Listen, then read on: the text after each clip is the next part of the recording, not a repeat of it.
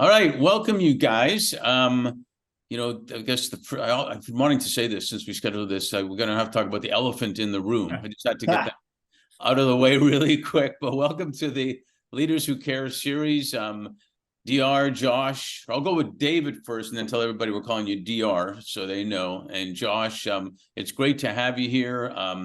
This is a series where we try to highlight and recognize and share stories about leaders who really do care and understand that you can actually make a better economic impact if you're doing good at the same time.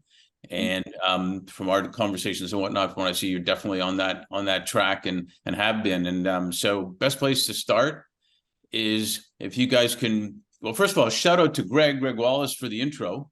That, we're going to give him some kudos on that. And thanks, Greg. Yeah, and let's start with some brief introductions. Now, when I tell this to men, the first thing they tell me is what they do. You tell me a little bit about who you are, your family.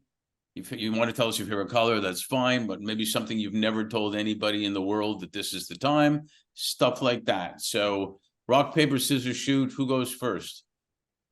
Why don't you go first, Josh? Oh, man, put me on the spot. I am, spotlight.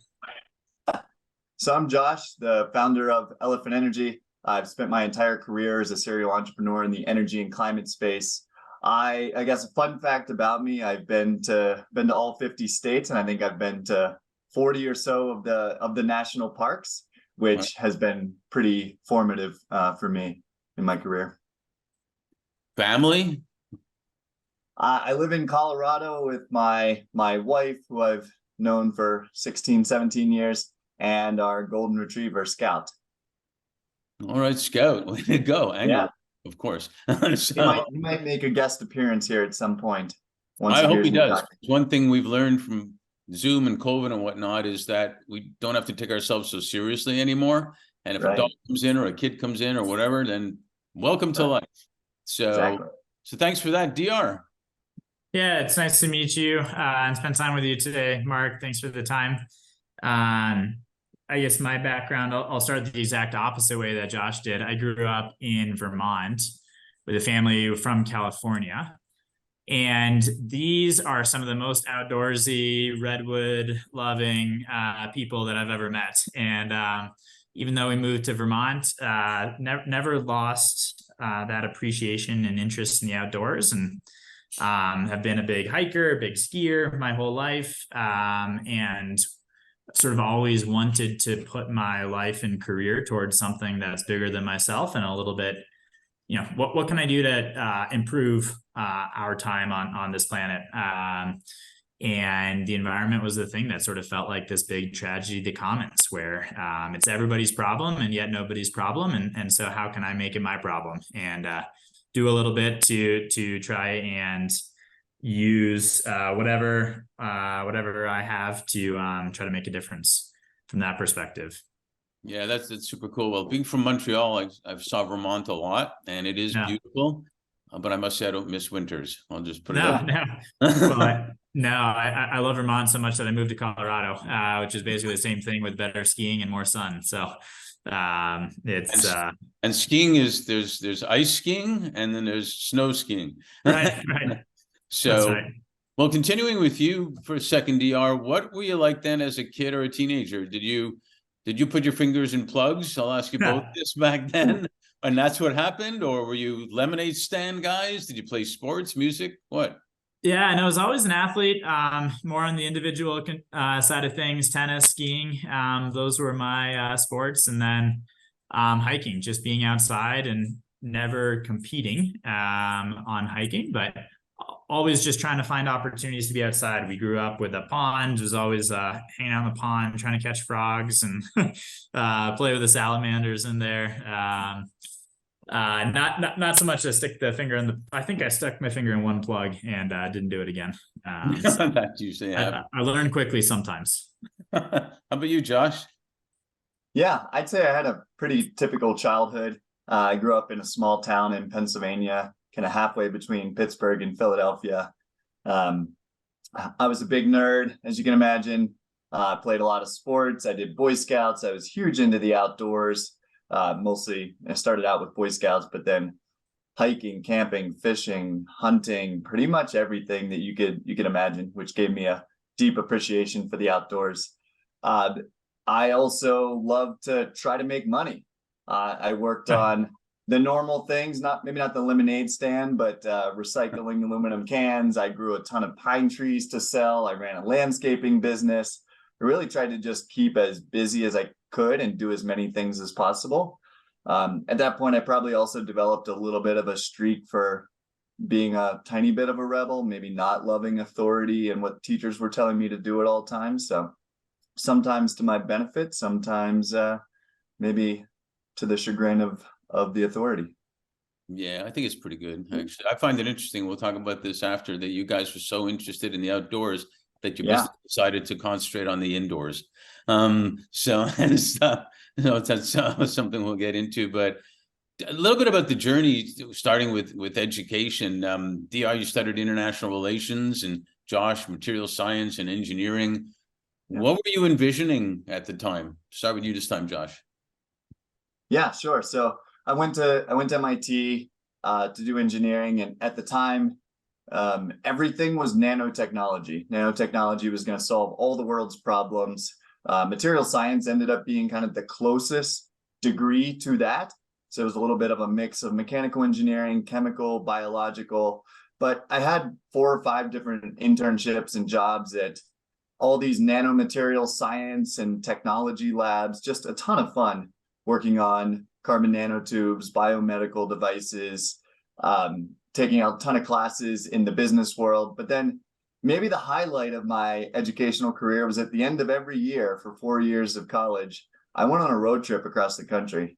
I went to national parks with different people every single year, and I was really just in my element. It brought me a ton of joy, and it really just instilled in me that I wanted to dedicate my career in one way, shape, or form to protecting the air and water and land around us. And that's what started pushing me into renewable energy and EVs and now heat pumps.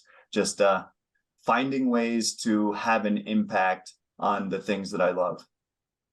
No, that's fantastic, especially the parks. I can't imagine you picking a new friend each time and the previous one wants to go again. What do you tell him? Sure. Yeah, I mean, some national parks you can go to every year, and it's still awesome. The glaciers and Yellowstone. I'm not talking about the national parks. I'm talking about the friend that you don't let come again. Oh, I did try to invite different people every year, and I think some people just didn't quite work out. I think maybe a total of 2 people joined me on more than one of the trips.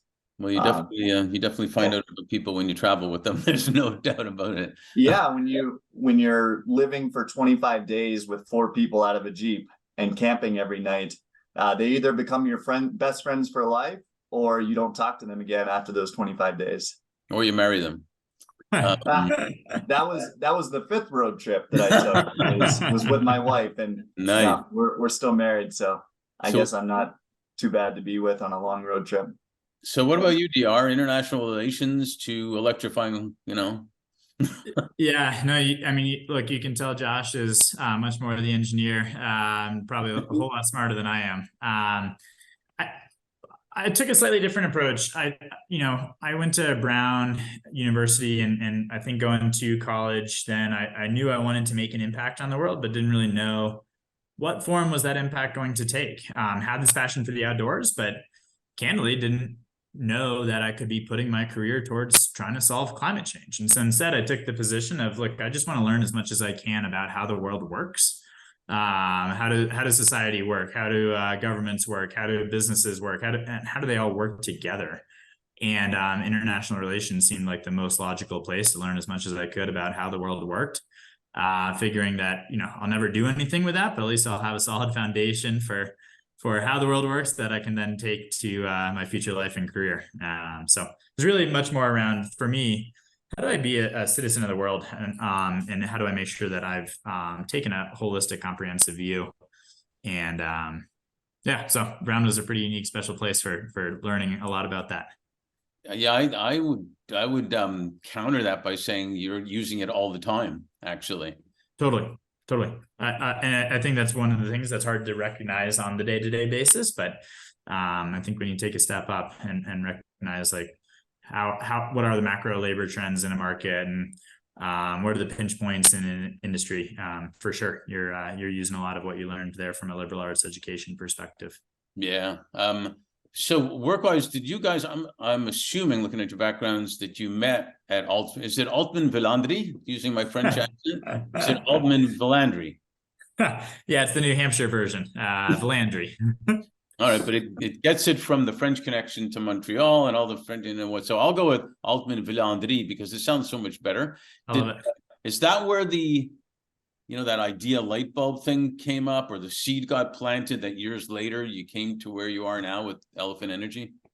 Yeah, for sure. No, and so Josh and I both worked there. Our first real jobs out of college. I was an intern at first. Josh was an analyst, and then I returned. I was an analyst, and we were friends. I think, as well as colleagues, would have beer conversations on a Friday about, hey, this climate change thing seems real, but like, instead we're spending all-nighters working for Verizon and other big companies. How do we do something about that? And Josh was actually the inspiration. He left in 2009, middle of a financial crisis, didn't really seem to care about what was going on macro wise, and said, look, life's short. I need to put my career towards the climate. And I think I stole all your thunder there, Josh, but it was the reason I brought it up is because it was super inspiring for me. I didn't even know that you could go just quit consulting and go start a company and have that company be solely focused on the climate. So about 6 months later, I said I need to pull a Josh and left consulting to go do my own thing. But certainly that was the origin, Altman Villandry, and it all comes back to it. I think, Josh, he just started a whole new thing. He's going to pull a Josh. Yeah. means something else to most people, but for me, it's go start a company. So what do you say, Yeah. Josh? Well, yeah, did steal all my thunder, but I think from my time in Altman Villandry and just in college, I did start to have an appreciation, and this is a little bit cliche, but life really is too short. You need to find things that you love working on, that you're passionate about, whatever the hell that happens to be, and work with people who you enjoy being around. I remember reading a book called, I think it was Screw It, Let's Do It by Richard Branson. And it was all about like, yeah, life's too short, go and do something that's going to have an impact. And eventually I'm just like, well, shit, consulting's great. I like the people. I actually enjoyed the work I'm doing. But this isn't really what I want to do in the long run at the impact I want to have. I'm passionate about the outdoors. I want to protect the earth, and like, telecom, media, technology consulting maybe isn't it. And so that's what drove me to get in the vehicle, make another road trip across the country to Southern California and start a solar project development company. Just felt like the right time to do it. Solar was starting to have its day in the sun. It's gone on some roller coaster uphills and downhills since then. But yeah, just wanted to work on the energy problem in some meaningful way, and it seemed like the right time to go and do it. So founded a company with one of my college friends who had taken one of the road trips with me. So that was nice. Roommate from college. And yeah, we were off to the races. And then I've spent my entire career just working on solar, EVs, heat pumps, just anything that we can do to work on the climate and sustainability challenges, and have fun doing it as well. Like, that's maybe the one thing is I love the job I do now. I laugh every day. There's the ups and downs, but you just got to have fun with it. You got to be optimistic that we can have an impact and enjoy every day. No, that's awesome. I've had 2 conversations with Richard Branson, and it's not that we're buddies, nice. But 2 guys, and both of them were about, why can't you be proud of where you work? Like, people used to talk about being proud of where they work, but I always found it interesting. He said, screw it, just do it. And so then he started a company called Virgin. Right. And that was kind of interesting. So right. I think I got the title wrong, didn't I? Screw it, just do it. There we go. Okay, good. Well, then he starts Virgin though, so I thought that kind of interesting. So we found at our firm on the basis that leaders and their businesses can do way better when they're doing good at the same time. And it took a while for leaders to get it. A lot of times they realized it more when they weren't getting the best talent to join them because they didn't really care about them or what was going on. I mean, obviously you guys are clearly early leaders in understanding this with your experiences and knowledge in business and projects and what's going on in the world. Can you maybe each share, before we get into the main topic, maybe each share, an endeavor that you embarked on that became both economically viable and made a difference at the same time? DR, you want to start? It's funny you say that, because that's the entire arc of my career in climate has been focused on those two themes. I ended up joining, after I left consulting, a private equity firm where I was the first employee. So very much a startup itself. And our thesis was that there's a lot of important work to be done that is just altruistic, that is just trying to move the needle. There's also a lot of work that can be done if you can unleash capitalism to have it focused on achieving that other good as an outcome, not as the means. And so, my entire career, basically since consulting, has been focused on how do we make money while doing the right thing for the planet. And so, as an example, I was, at Vision Ridge, we owned EVgo, the fast charge network for electric vehicles. And there's certainly places where having charging stations just available for free is a useful thing to do. But EVgo was sort of solely focused on, look, you have to pay for the electricity and you have to pay for the infrastructure. You have to pay for uptime. You have to pay for demand charging. And so how do you price that in a way that is transparent and helpful for drivers and for EV car owners, but also do it in a way that you earn an interesting return on your asset? So that's been the entire trajectory of my career so far. That's pretty cool. Josh? Yeah, I think that's an awesome lens to look at things, and both economically viable and making a difference. I'd like to think that every company that I've been a part of, either starting or joining early on, has had an impact and is economically viable. The solar development company, EV fleets, EV charging, home electrification. Like, I really believe in all of these things, not only helping save the planet, but like, saving the planet's not enough, right? We're in a capitalist nation, and it has to work financially. And so, every business I've been a part of, it's always the premise of, like, to really have an impact at scale, it has to make money, it has to work financially. Otherwise, it's a charity or a foundation, and those are great and they can have impact, but that's not what I've staked my career around. And I've always hated the term non-profit. I think it's a terrible way to start what a company's called. Right. And it's part of reality. And it's funny that people will do way better if you're working to win the championship, not just make the playoffs, to use a sports analogy, and going for that. The fourth industrial revolution is still all about tech and AI now and virtual reality, all that stuff. But they say the fifth is about humanity, speaking of, and that's partially why we're called Fifth Element. We also know from our clients that there's a huge opportunity in the world of residential real estate. So you can see where this is going. Share with us about your innovative leadership and vision at Elephant and Energy. Where does the name come from? How are you using technology to impact and empower real estate developers and homeowners? Again, from an economic perspective, as well as health and well-being and environmentally. And you can both talk at the same time if you can do it in harmony, or one after the other. You wanna hit this one first, DR? Sure.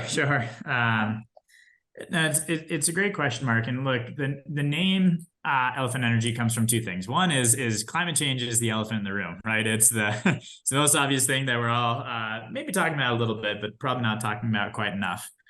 And the second reason is we wanted to start a brand that was very consumer friendly and approachable, and didn't see too many other companies playing with sort of fun, interesting mascots as their logo. So that's where the name comes from. And the driving thesis behind what we're trying to do is to make getting a climate-friendly home the easiest thing to do, because it turns out climate change is really complex. There's a lot of individual small levers that we need to pull, and we need to transition almost all of society over to a much cleaner thing. But the reality is as individual consumers, as homeowners, there's very little that's truly within your control. And the things that really are within your control are actually really big levers. The car that you drive, the way that you heat your home, the way that you heat the water in your home, the electricity that you purchase, those are huge levers that were really complex, are not well understood, that how large an impact and a lever that they are for homeowners. And we wanted to change that. We wanted to make it radically simpler to do the climate friendly thing in the context of your home from a carbon emission standpoint. So we've been laser focused on that for about 2 years now. We at its simplest electrify homes. We replace gas burning tailpipes that are piping gas directly into your home. Replace those with efficient electric technologies that reduce your operating cost. They massively improve the air quality in the home. They've done studies that show a huge percentage of childhood asthma is due to these tailpipes being in people's homes, literally. And by replacing it, we massively improve indoor air quality. And we also improve outdoor air quality by decarbonizing and by letting those appliances be more efficient and be operable from wind and solar power. So let me pause, and Josh, why don't you hop in and fill in the holes on everything I've missed? No, that was awesome. I think that the underlying technologies, whether it's like heat pumps, solar, EVs, they all just work, and yet they're just not being deployed fast enough in this world. And so we exist to help remove those barriers and to accelerate the transition to clean energy. Even before the Inflation Reduction Act was signed, we already had a massive opportunity, but now there's just an even bigger tailwind for us. Like the built environment, it makes up a pretty significant part of emissions, and so the more we can impact that and push towards clean energy, the better off we're all going to be. And I do believe in my heart that these technologies are better. DR mentioned like air quality, making people more comfortable, just like it's better. Why not live that way? And I think we can. It's not a zero-sum game in the world. We can all live better lives in the US and across the world with these type of technologies. Yeah, what excites me about it is, not a tech guy, I don't know all the tech behind it, but I like tech that works for me. And Right.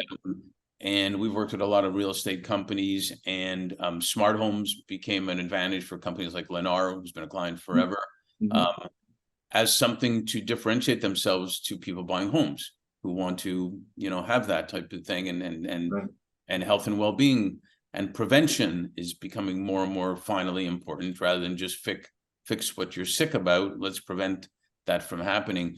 Do you find that those conversations, I'm assuming, coming up all the time in dealing with customers? Yeah, I think for a lot of people, it's a primary reason to make the transition to all electric technologies. They've read reports on the rates of childhood asthma with cooking and heating with natural gas. People are starting to deploy more air quality monitors in their home and are tracking all these metrics around various carcinogens and such. And so there's a big push to have not only climate friendly homes, but just homes that are cleaner, homes that are safer for you and your family. Anything to add on that, DR? It's kind of wild, and if you take a step back, it's kind of wild that we think gas is totally normal and safe, Natural.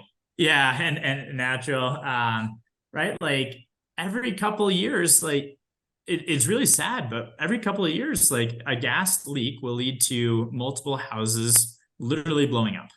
How are we not doing so much more about this, ignoring the climate piece, just from a safety and health perspective piece? So anyways, I guess just to pile on, there's a large number of benefits to electrification beyond just the decarbonization piece. We're most focused on the decarbonization piece, but of course, every single one of these values stacks up and turns it into the no-brainer choice for the customers that we work with. And like when a real estate broker sells a home, she or she usually brings, champagne or flowers. Do you bring a stuffed elephant when a home's electrified? We've talked a lot about that. Yeah. We need one of the things that we've been talking about doing is like an electric medallion. They used to do those in the early about 100 years ago, right as things were starting to be powered from nuclear energy. So we got some ideas coming out. I love it. I love it. One of the back when in 2020, which seems like years ago and yesterday, Right. a client told me in 2021, he said 2020 was the year that flew by slowly. And I thought that was like kind of an amazing statement. So with an unprecedented 2020 and 2021, 2022, and almost 2023 are past, which blows my mind. Yeah. What are each of you most grateful for, and what are you most hopeful for? Oh man, that's a hard question. Why don't you go, Josh? Yeah, you never want to let a global pandemic go to waste, right? You want to learn something from it for sure. Yeah. I think that obviously things are a little different than they were back then, but I think the thing that I'm probably the most grateful for and remain grateful for is just the opportunity to work with smart, capable, passionate people on things that I like doing. Like I'm getting I'm getting paid to work on fun stuff, and every day, again, has its ups and downs, but like every day, at the end of the day, I know that I've done something that is having an impact on energy, and just being able to help customers homeowners upgrade their homes, modernize their homes. Some of them are super grateful, they're appreciative, they're smiling. It feels like we're having a difference, or we're making a difference on things. And so I just enjoy I'm just grateful that every day I can work on things that I love with people who share the same type of values as I do. And hopeful? Yeah, I think so. Definitely. DR? That's a great question, Mark. I think that what was sort of fascinating about COVID was how impressive it was to see an entire planet, mostly, mobilized to try to change behaviors and try to come together and solve a problem. And it's incredible what is possible when you have that sort of global motivation, and how do we bottle that and apply it towards climate? So I'm incredibly grateful that we went through this learning experience over the past couple of years in terms of what are the things that we can do to affect large scale change. And I'm grateful for COVID. Obviously it had a massive amount of downsides, but it also helped people think about what's truly important, what matters most. And that sort of sharpening and focusing of what matters most, I think, has been really helpful because, pre the pandemic, I think a lot of people really, knew about climate change, wanted to do something about it, but it sort of felt like a far off issue. And then when you're focused on, okay, what really matters? What are the things that really matter? Well, I need a planet to be here. I need the society to be here. And climate change is scary and existential threat to all those things. So I'm sort of grateful that we, as a society, have had the opportunity to reflect on what matters most, and that climate has continued to be in a state and really become a very important thing that people are thinking about and focus on. And I'm hopeful for everything that we learned through that experience, for how we can again sort of bottle up that energy and momentum and movement and turn that into a global movement to make homes more climate friendly as a massive lever that we have on climate change. Yeah, I think as more people have maybe spent time in their home or spent time reflecting about their career decisions, we've just seen this massive influx of people interested in working on climate, energy, and sustainability. I think enough people have realized that life is too short and shit can happen pretty quickly and your whole life can turn upside down, that they do want to spend their time working on things that matter. On top of that, I remain a techno optimist. Like DR was saying, how quickly we kind of mobilized and responded globally. And I think we need something like that type of response on climate change. And so I know it can be done. I know the technologies are out there, and I know that there's an incredible number of really talented, awesome people working on these problems. So I'm optimistic that even though I keep saying every time I log online and go to Twitter or something, I see all the charts saying that this is the hottest August, September, crazy shit is happening. Yeah. It still feels like we have a lot of really, really incredible people working to at least address that and maybe mitigate it, maybe solve it in the long term. Yeah, well, we kind of see them every day, and I think more people should watch the movie Don't Look Up. That should give them a little bit of what's going on. But I'm grateful that you guys are two of those leaders who care that are taking this on, and I'm super hopeful. Thank you. Too, and because you never know, like you said, what could happen. Like the world closes down literally for a whole year. That's pretty amazing. So thanks for sharing on our series, and keep making a difference. Thanks, Mark. Really appreciate the time with you. Yeah, thanks for having us, Mark. Pleasure.